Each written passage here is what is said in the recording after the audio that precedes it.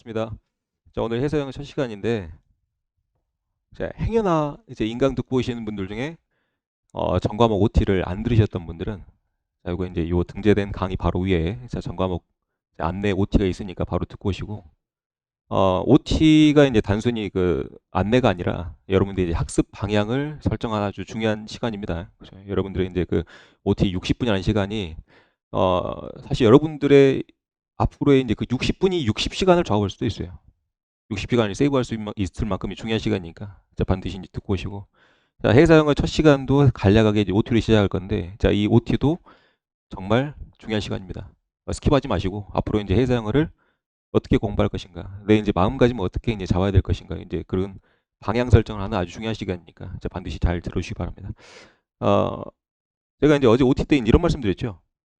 자, 여기도 이제 제가 이제 사용할 이론서는 자, 이번에 이제 요 주황색 책을 이제 좀 사용을 좀 할 거고, 이제 표지 잠깐 바로 넘겨보시면, 자, 앞 부속 페이지가 있습니다.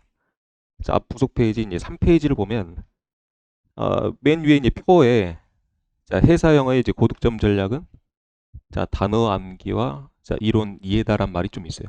그렇죠? 네, 제가 이제 항상 이제 뭐 학습 관련 이제 OT를 진행할 때 자주 써먹는 이런 이제 속담인데, 첫 줄에 이제 어떤 속담이 있죠? 자, 뭐로 가도 서울만 가면 된다. 안 된다 그랬죠, 제가 어제 OT 때. 그러니까 서울을 여러분들이 이제 합격에 좀 비유를 해보자고요. 합격에. 합격이라는 방법으로는 여러 가지 경로가 있습니다. 직진 방향도 있고, 돌아가는 방향도 있고, 어디 거쳤다 경유했다 가는 방향도 있고, 그렇죠. 근데 이제 수험생으로서 가장 좋은 방법은 뭡니까? 가장 빠르고 짧게 가는 게 가장 베스트일 거예요. 그렇죠? 그게 이제 바로 방향 설정이에요. 자, 방향 설정을 하지 않는다면, 자, 본인 나름대로 엄청 열심히 해요. 하루에 뭐 12시간 한다고, 하루에 13시간 한다고, 엉덩이도 막 그냥 본드 붙였듯이 그렇게 이제 무조건 앉아있고 그냥 무작정 열심히 합니다. 근데 무작정 열심히 하는데 자, 결과가 안 나와. 자, 그런 친구들은 반드시 자, 이런 방향 설정에 대해서 반드시 한번 생각을 좀 해봐야 돼요. 내가 가고 있는 이 방향이 잘못된 방향 아니었는가? 생각을 해보세요. 나는 서울을 가야 되는데 무작정 앞만 보고 열심히 했더니 막상 눈 떠봤더니 부산이었어. 어때요? 결과 안 나오죠? 그때서 문득 방향을 잘못 잡았구나 하고 다시 서울 갑니다. 서울 가. 그때서야 이제 남들은 하루 걸려서 서울 갈 거, 나는 이틀, 3일 걸려서 간다는 얘기야. 알죠? 방향 설정이 정말 중요하다는 얘기예요. 그죠? 그래서 이제 그 밑에 이제 뭐 쭉 내용이 좀 나와 있을 건데, OT 들으신 분들은, 영상으로 이제 OT 들으신 분들은 반드시 이제 이 내용을 한번 읽어보시고요. 제가 이제 어떤 얘기를 드릴 거냐면, 자, 회사 영어라는 수험 과목이 있어요.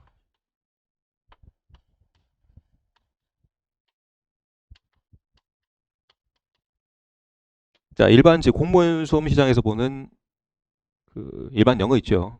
뭐 토익이 됐든 뭐가 됐든. 그래서 제가 이제 일반 영어라 칭하겠습니다. 이거 이제 회사 영어예요. 어, 공부 방법은 똑같아요. 제가 이제 어제 OT 때도 설명드렸다시피 일반적인 수험 시장에서 일반적인 내가 이제 공무원 시험이 됐든 뭐 어떤 시험이 됐든 공부하는 방법은 똑같다.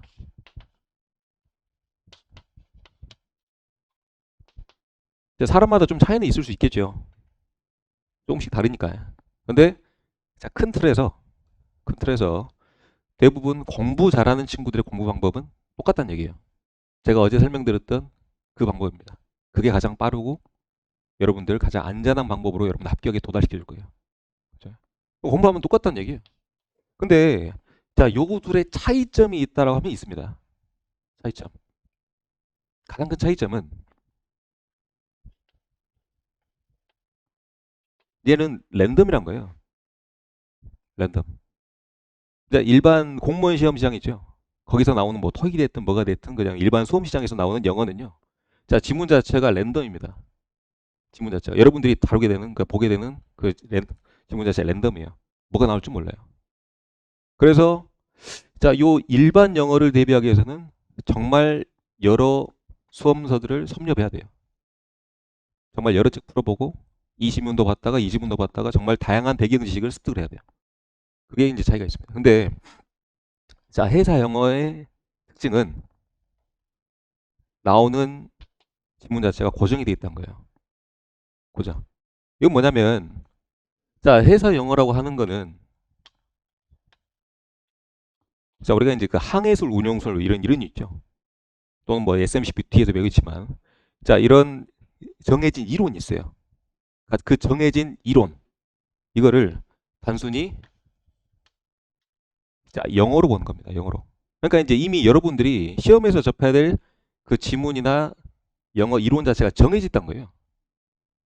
자, 요 두 개 가장 차이가 크겠죠. 그러니까 간혹 가다가 자, 회사 영어가 이제 막상 막연히 다릅니다라고 하는 분들이 있는데 그 이제 뭐가 다른지 확실히 맥을 못 짚고 있는 거예요. 자, 회사 영어는 뭐가 다르다? 랜덤이냐 아니냐. 요게 차이가 있는 거예요. 그렇죠. 그러면 접근하는 방법은 요게 훨씬 쉬워요. 쉬워. 정해진 이론만 정확히 습득을 하고 내가 그것만 달달달 주구장창 외우면 됩니다. 맞죠? 그러니까 마치 요거는 마치 이제 우리 학교 내신 있죠. 그러니까 내신 공부할 때처럼 학교 선생님이 야 여기서 나온다 여기서 나온다 여기서 나온다 여기서 나온다 그 이론서에서 우리 이제 뭐 짤 있잖아요. 야 여기 나온다. 내 어디요? 막 이런 짤 있잖아. 그러니까 그것만 잘 보면 되는 거야. 그렇죠? 그러니까 이런 차이가 있다는 거예요. 근데 확실히 해야 될 거는 공부 방법은 다르진 않습니다. 알았죠? 공부 잘하는 친구들의 방법은 정해져 있다. 다만 자, 회사 영어와 일반 영어의 차이점은 이렇게 있다. 그래서 이 친구가 훨씬 더 접근하기 쉽다는 얘기예요. 자, 내려와서 제가 이제 이런 말씀 드릴게요. 자, 간혹 가다가 자, 해상을 이제 미리 공부한 친구들은요.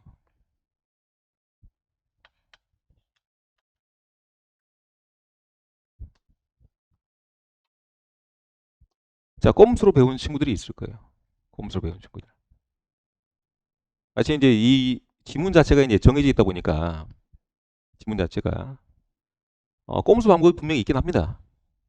이걸 제가 이제 지름길이라 좀 표현할게요. 지름길. 지름길. 어떤 단어가 특정 단어 나오면 이렇게 이제 문맥상 연결된 단어가 있어요. 단어가 있어. 그렇게 이제 답을 맞춰가는 방법이에요. 요게 막상 이제 회사 영어가 두렵고 어려운 친구들은 이게 쉬워 보긴 합니다. 왜 쉬워 보이냐? 내가 봐야 될 지문이 이만큼 있는데 이 기나긴 지문 속에서 자, 요 특정 단어와 요 특정 단어만 매칭시키면 답이 보이기 때문에 굳이 요 긴 지문을 보지 않아도 답이 보이는 거야. 그러니까 접근하기 쉬워요. 그러니까 아 이게 되네? 그러니까 거기에 더 빠져드는 거예요. 근데 여기서 정말 이제 우리가 이제 무서워야 될 게 뭐냐면 지름길이 막혔어요. 지름길이. 그러니까 여러분 집 가는 걸 또 마찬가지 아니야.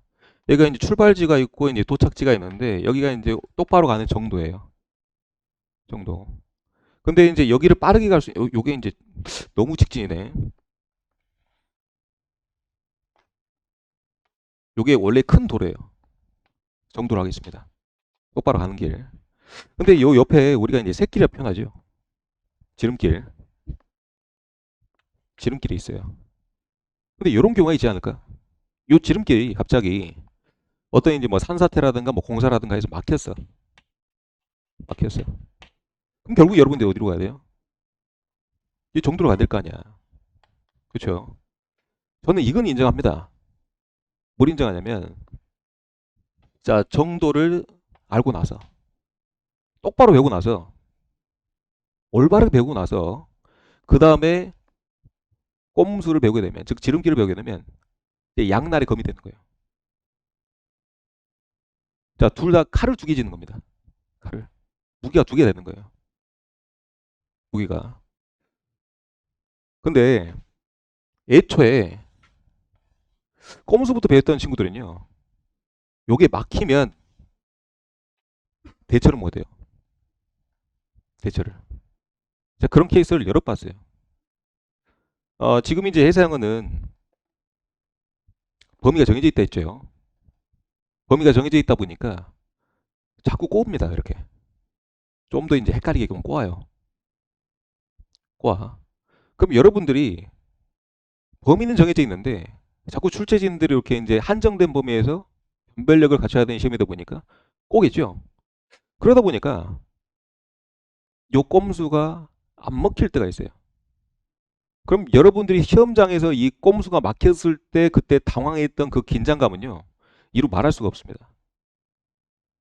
긴장하는 순간 눈앞이 새하얘져요. 저도 실제 수험, 제가 이제 예전에 한 14년 전, 10 몇 년 전이냐? 15년 전 수능 볼 때 얘기를 해보자면 제가 그랬습니다. 저도 그랬어요. 제가 이제 꼼수를 썼다는 얘기는 아니고 시험장에서 당황했을 때 눈앞이 새하얘지는 그런 경험을 했다는 얘기예요. 알았나요? 그래서 강사의 본분은요, 강사 역할은 정도로 알려주되 중간중간에 꼼수도 알려주는 건 오케이입니다. 칼을 2개 쥐어주는 거예요, 수험생한테. 근데 강사가 이 회사 영어 공부 방법은 다르다고 자 꼼수만 알려주는 건 그건 잘못된 방법이다. 잘못된 방법이다. 자, 또 공부 관련해서 이제 이런 속담도 자주 씁니다. 자, 서당계 3년이면 풍어를 읊는다. 그런 소문이 있어요. 야, 간혹가다 이제 이런 친구들이 있어요. 꼼수로 2년 3년 했더니 합격했더라. 아, 결국에 내 방법이 맞았다. 야, 그게 뭐가 맞아? 요거 3개월이면 끝낼 거를 3년 가져온 게 그게 올바른 방법이라 생각하니? 그건 아니잖아요. 맞나요? 아니, 요 꼼수로 3년 한다는데 그게 무슨 의미가 있어. 그렇게 합격해가지고.